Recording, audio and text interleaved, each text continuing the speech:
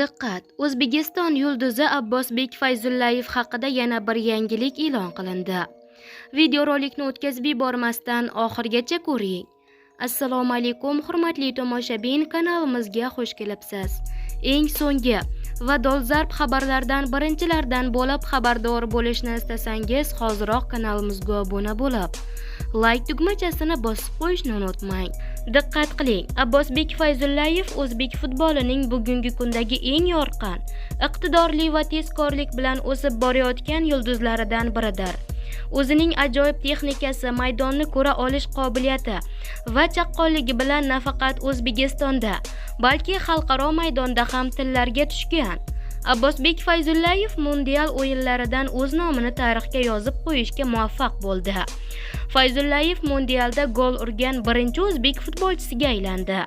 Uning Meksikadagi mashhur Azteca stadionida Kolumbiya terma jamoasi darvozasiga kiritgan to'pi o'zbek futboli uchun tarixiy ahamiyat kasb etdi. Ushbu gol orqali Abbosbek Fayzullayev 21-asrda jahon chempionatlarida bosh bilan gol urgan eng past bo'yli o'yinchi sifatida rekord o'rnatdi. Terma jamoamizning mundialda qayd etilgan har ikkala golida ham bevosita ishtirok etgan mahoratli hujumchi jamoamiz tarkibidagi eng samarali o'yinchi deb e'tirof etildi. Shu tariqa Abbosbek Fayzullayev jahon futboli tarixida o'z nomini 2 bor muhrlab qo'ydi.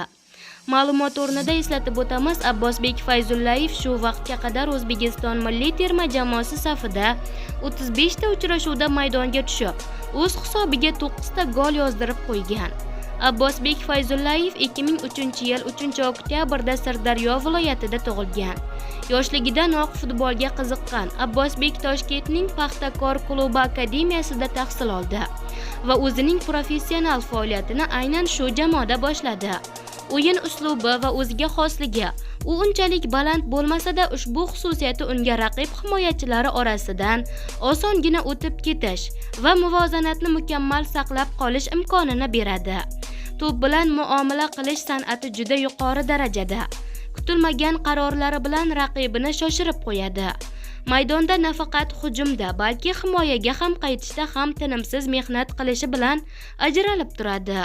Abbosbek Fayzullayev nafaqat o'zbek futboli, balki butun Osiyo futbolining kelajagi hisoblanadi.